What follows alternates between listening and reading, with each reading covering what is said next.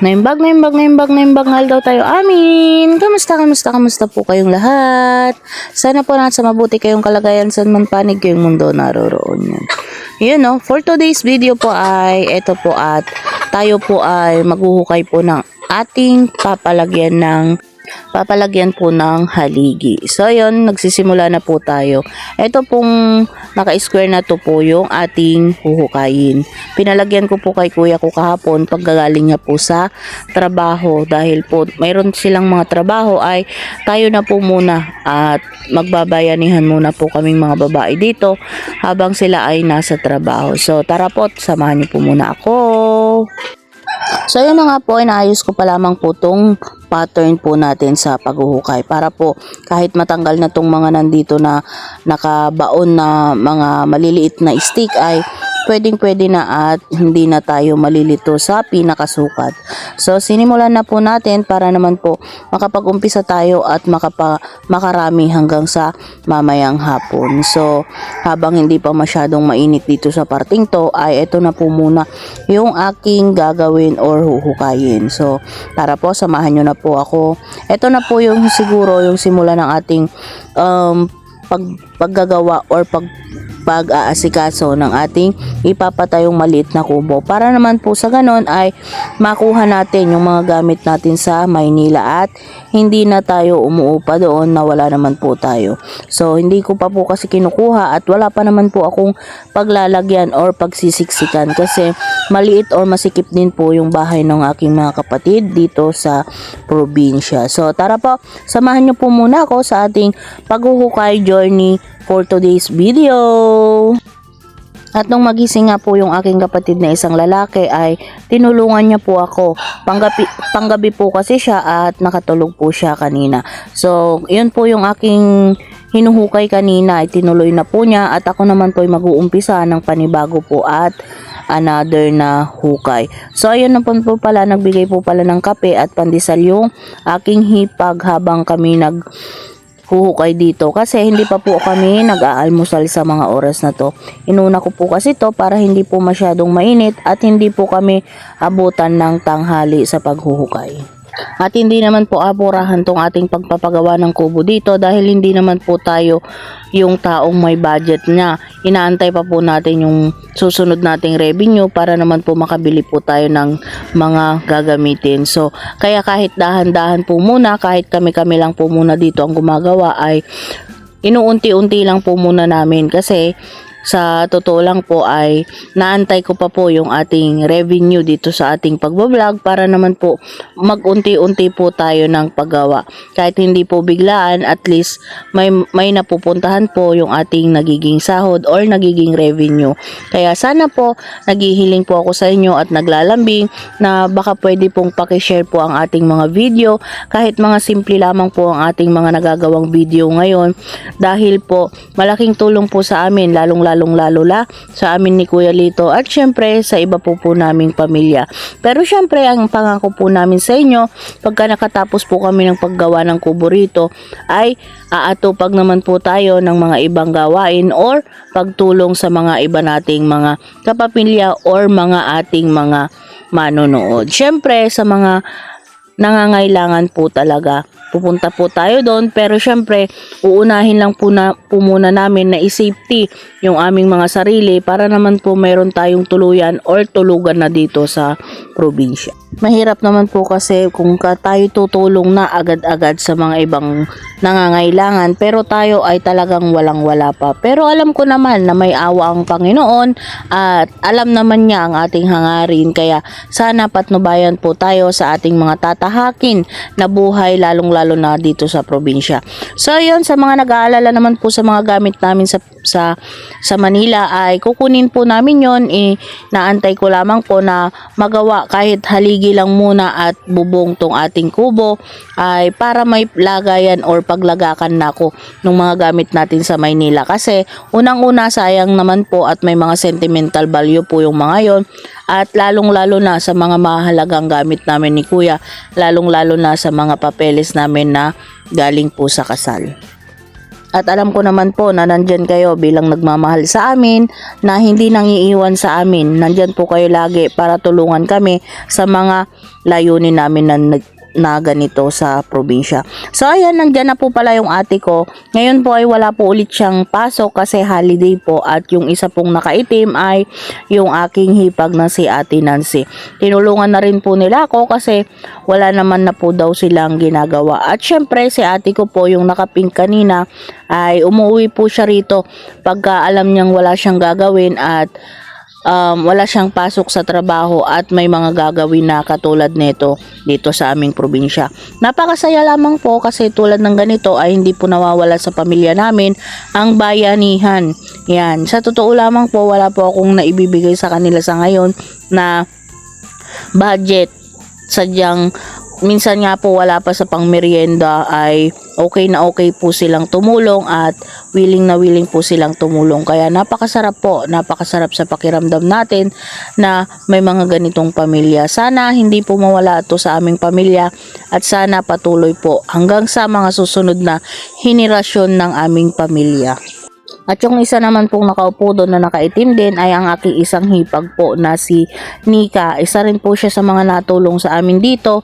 Ngayon lamang po ay gising yung kanyang baby at kanina po ay siya yung nagtimpla ng aming kape na pang-almusal at siya rin po yung nagluto ng pang-almusal namin. Kasama po si Ate Nancy. So, ayan po, okay lang naman po yung ganyan kasi alam naman po namin at naiintindihan namin na may baby po siya at yun po ay sadyang kailangan unahin yung kanyang baby. At syempre, malaking pasalamat po namin kasi kahit may baby siya ay sinisingit niya po kami minsan na ipagtimpla ng kape or anuman pong kailangan po namin. So, ayan nga po.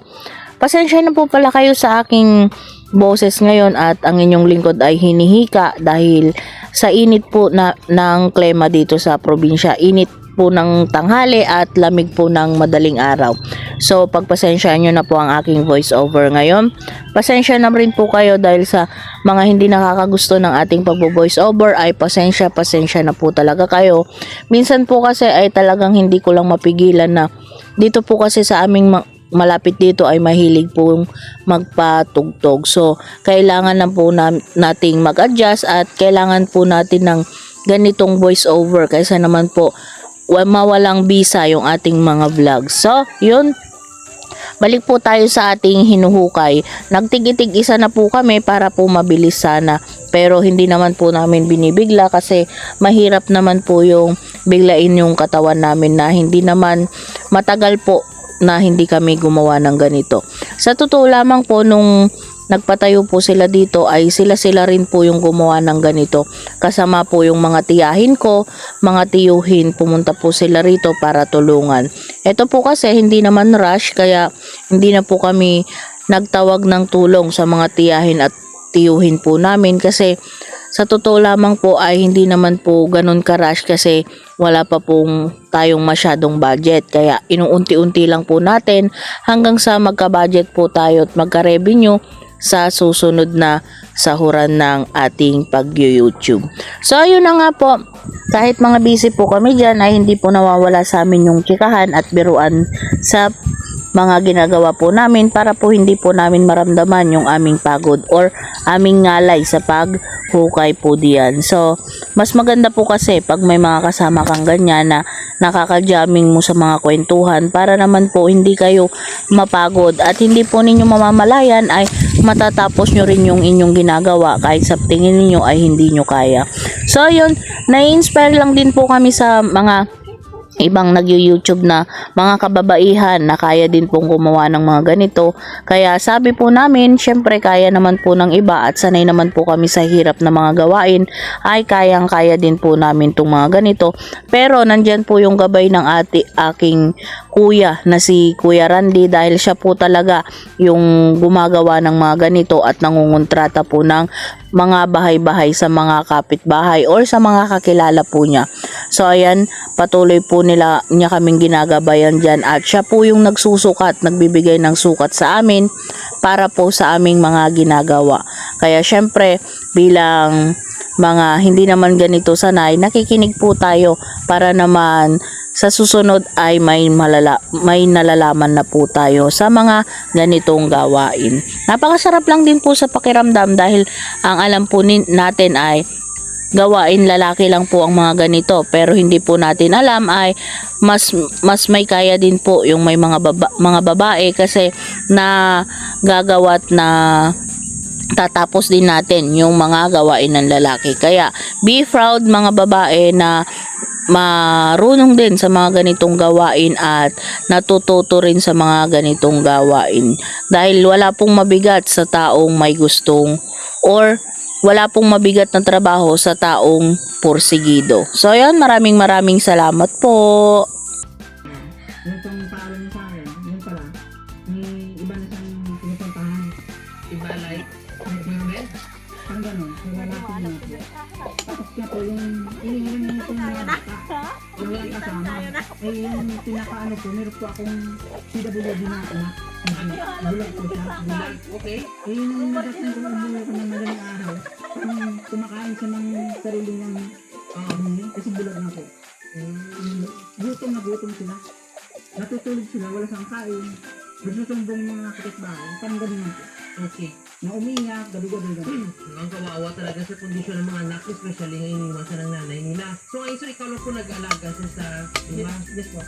Napakamabuti mo pong tatay, sir. So, as to support, sir, paano po ba sir dating dynamic? Sir, sabi sir, ikaw lang yung trabaho, tapos yung si IG walang trabaho. So, ikaw lang po lahat ng suporta? Yes sir, lahat. Wala naman problema sa pagkain sir. Lahat naman po binibigay sila kung gusto nila po.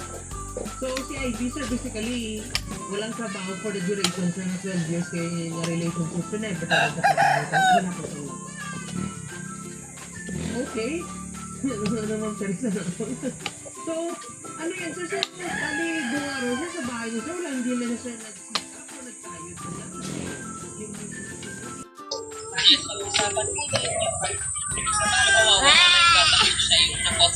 Hello. Tuloy natin. Kuha tayo.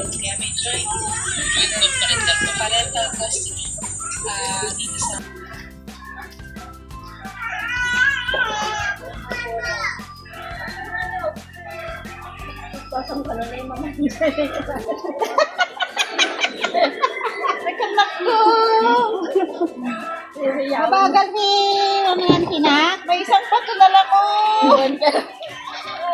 Mali ka na nagtunto! Mabagal siya na? May isang pato na lang sa ilong! Basta makasisi.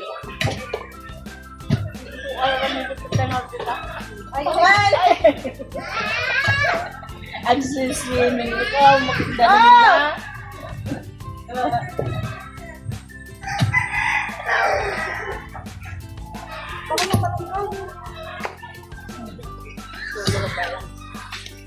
Sana ay nabangal. Ganaan mo ako isang dalawa? Oo. Hindi na nakasama. Naawa ko lang lagyan ng kukas. Yun.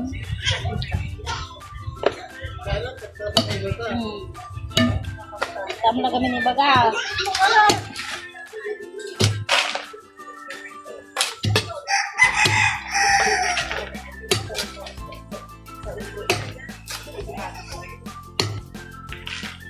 Nalasalakan na tayo. Wala na mo.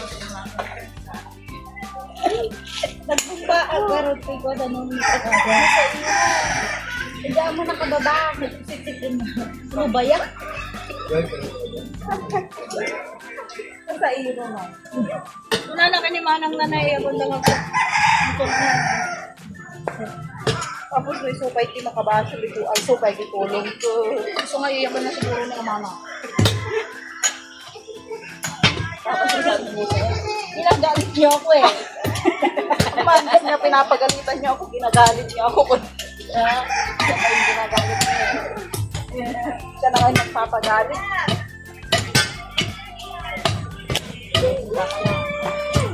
Huwag siya ginagalit ko. High blood ko na. Mama ko na mama. Iban mo ko.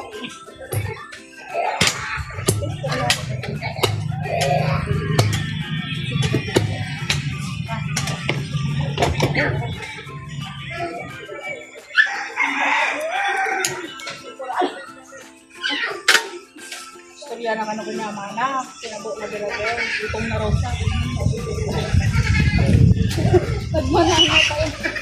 Tapos, wala naman tayo di ba?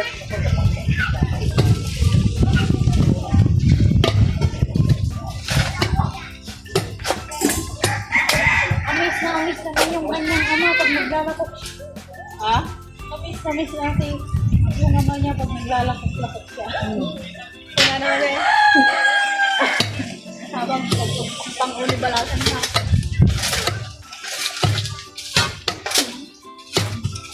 Nakakaasin na. Ay, ayok na.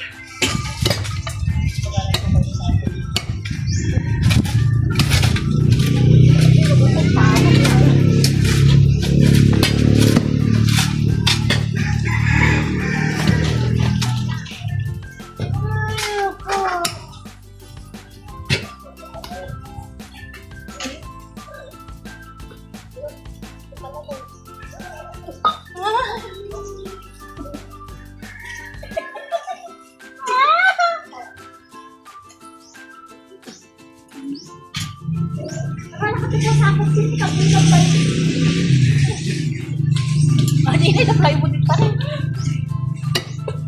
May siguro pangal daw ni Kuya Toy. Ay, tunta ko na naman.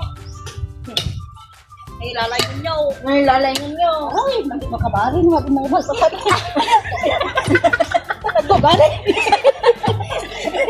Kumay ni Forman George ko na. Pero damdaman ni ate ka. Aroy! Noong gabi namin talaga nasakit pagbag. Adi, kailangan nag-alaksan mo extra. Hindi mo ka umalata niya. Hindi, makasabit pa. Masangit sa pagbaginan. Nagkagustuhan siya pa yun na. Hindi ako, hindi ka na pumakas. Hindi ka pa.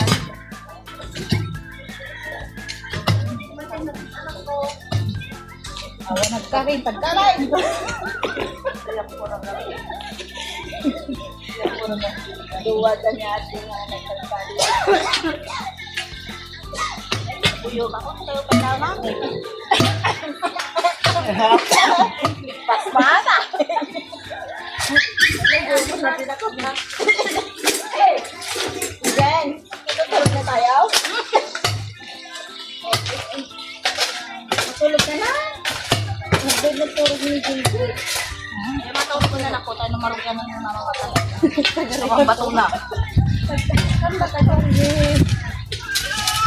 Oh! Daldarsan nyo ka na! Pagpakasok ka rin eh! Hanay bilang! Magipay niya nakagudwan na. Trabaho pa'y na. Nakasawa ako. Ay, okay tayo. Sumaw. Eh, nakikita pa lang ngayon yung kulit niya. Jayak to damdama. Sakto. Sumisirip yung may sabato dyan. Ay, magaganda. Natiransay. Magtabatot na maglalong tulungan ako. Ha? Wow. Hindi ah. Help niyo ako ah. Hintayin ko na lang yan oh. Matanggal yung bangka.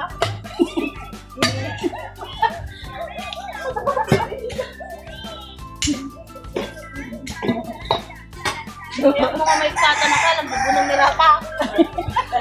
Minutang mo tagpata. Hindi mo alam ko, hindi ka bukaan nyo na. Sayang, dito ka namin. Wala na rin din ako, madiyo tayo lang. Kasi na ate, matutulog ko. Nagpalayam nila, hindi ka. Wala pa mo pa yun. Ibag kumano, mabalik ilibon data. Patalintin ni Kwa. Hinihirapan tayo pagkakit.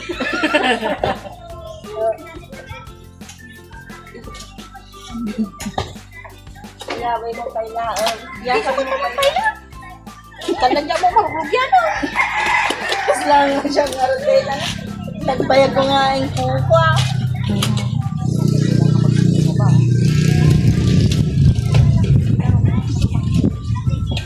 Kailangan mo na umupo dyan.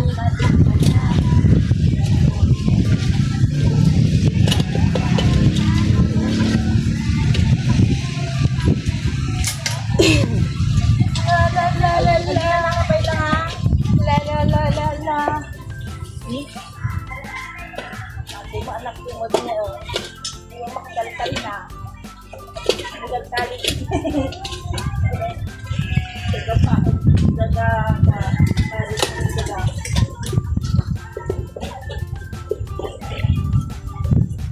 Ito po si Ricky. Tugaw ka tani.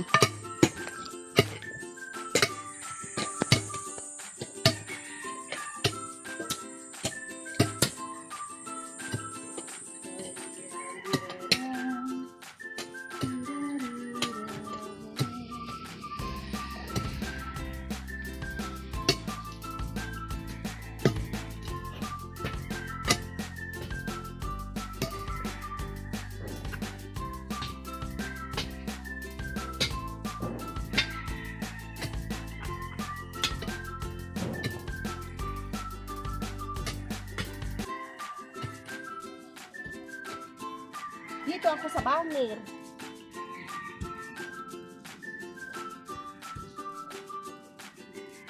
Para ma-extract ko yung bato. Na isa ulit. So ito na po yung aming mga hukay na lalagyan ng poste. Yun po ay may bato doon. Hindi na po namin natanggal. Kasi sadyang mababato po. Ngayon din po. May bato rin po siya. Dito, hindi pa masyadong tapos. Tutuloy ko pa po yan bukas. Hapon na po kasi. At ang ate ko ay uuwi pa ng Tarlac. Ayan. At, ayan. 5 pa lang po yung nagawa. Or 4 kasi yung isa hindi pa po tapos.